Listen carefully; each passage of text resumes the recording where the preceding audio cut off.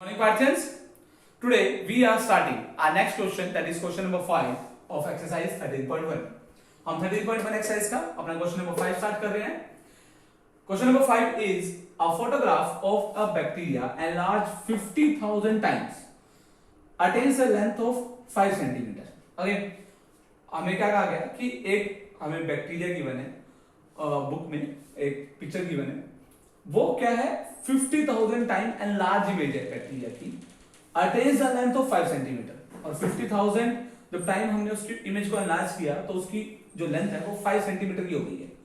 What is the actual length of bacteria? तो actual length of bacteria हमें बतानी है.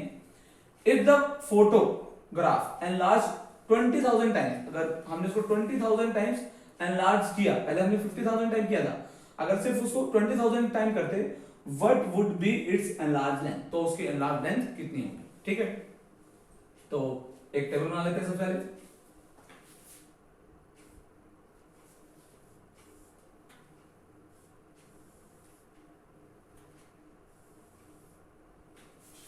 देखो हमें क्या कहा गया, देखो photograph of bacteria enlarge 50,000 times, है ना. एनलार्जमेंट कितनी हो रही है? 50,000 टाइम हो रही है ना.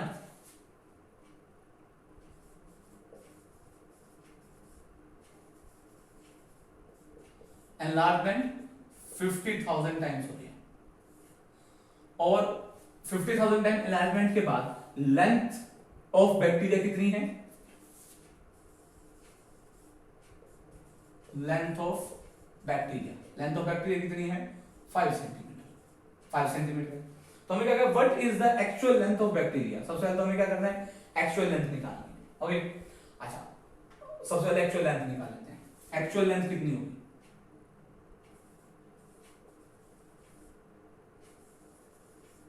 एक्चुअल लेंथ हमें फाइंड आउट करनी है. अब ध्यान से समझते हैं, यहां पे हम क्या यूज करेंगे? Unitary method. क्या यूज करेंगे? यूनिटरी मेथड, कि हमें 50,000 टाइम एनलार्ज करने के बाद 5 सेंटीमीटर क्या है बैक्टीरिया की लेंथ है. अब अगर हम एनलार्जमेंट ना करें, यानी एनलार्जमेंट सिर्फ 1 हो, ओके, तो हमें क्या करना है, उस बैक्टीरिया की लेंथ फाइंड आउट करनी है ना. तो ये फाइंड आउट करें तो मैंने क्या ले लिया, यहाँ पर एक्स ले लिया. तो ऑफ कोर्स ये भी क्या होगा, डायरेक्ट प्रोपोर्शन में होगा. अगर एनलार्जमेंट बिल्कुल नहीं है तो एक्चुअल बैक्टीरिया का साइज क्या होगा, बहुत छोटा होगा. अगर ये डिक्रीज किया है मैंने तो ये भी क्या होगा, बहुत डिक्रीज हो जाएगा. तो जल्दी से डिक्रीज वाले निकाल लेते हैं. तो since this is the case of direct proportion, ये क्या है? डायरेक्ट प्रोपोर्शन का केस है. अगर डायरेक्ट प्रोपोर्शन का केस है तो क्या होगा, 50,000 upon 5 will be equal to 1 by x, है ना. हमने लास्ट वाले क्वेश्चंस में भी ये समझा है. इन दोनों का रेशियो किसके इक्वल होगा? इन दोनों के रेशियो के इक्वल होगा. हमने इन दोनों का रेशियो इक्वल रखा, क्रॉस मल्टीप्लाई करेंगे. 50,000 को x से मल्टीप्लाई करेंगे, इक्वल टू 5 को 1 से मल्टीप्लाई करेंगे. मुझे x की वैल्यू फाइंड आउट करनी है, तो 50,000 क्या होगा, अपॉन में आ जाएगा.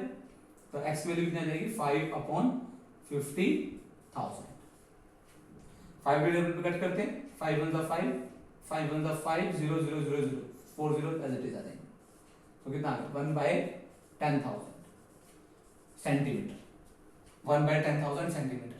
और अगर हम इसे स्टैंडर्ड फॉर्म में कन्वर्ट करेंगे तो इसकी कितनी वैल्यू होगी, 10⁻⁻⁴ सेंटीमीटर, है ना. स्टैंडर्ड फॉर्म में मैंने कन्वर्ट करना तुम्हें सिखाया है. एक्सपोनेंट पावर चैप्टर में हमने स्टैंडर्ड फॉर्म में कन्वर्ट करना सीखा है. तो ये लिखो या ना लिखो, ये लिखोगे तो भी करेक्ट होगा, ये नहीं लिखोगे तो भी करेक्ट होगा. ये भी हमारा करेक्ट आंसर माना जाएगा. अगर तुम यहां तक भी क्वेश्चन कंप्लीट करते हो, you will get the full marks. Now first part full हो गया. हमें क्या कहा गया था, what is the actual length of bacteria. Actual length हमने फाइंड आउट कर दी.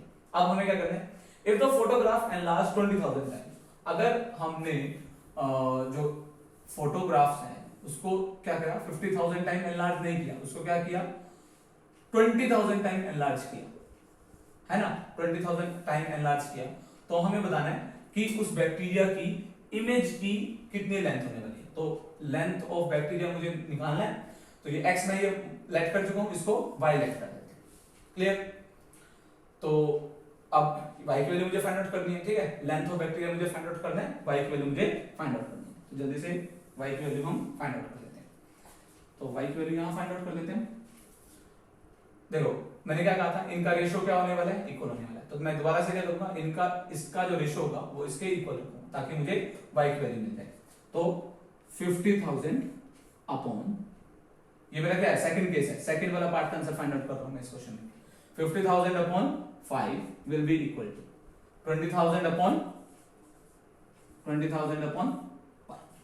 क्रॉस मल्टीप्लाई करेंगे तो यहाँ 50,000 है, 5,000 नहीं था, 50,000 था, तो y into 50,000 is equal to 20,000 into 5 हो गया, है ना। तो y कितना आ गया, 20,000 इंटू 5 डिवाइड बाई 50,000। 40 से 40 कैंसिल हो जाएगी, 5 से 5 कैंसिल, तो y की वैल्यू कितनी आ गई, y की वैल्यू कितनी आ गई 2।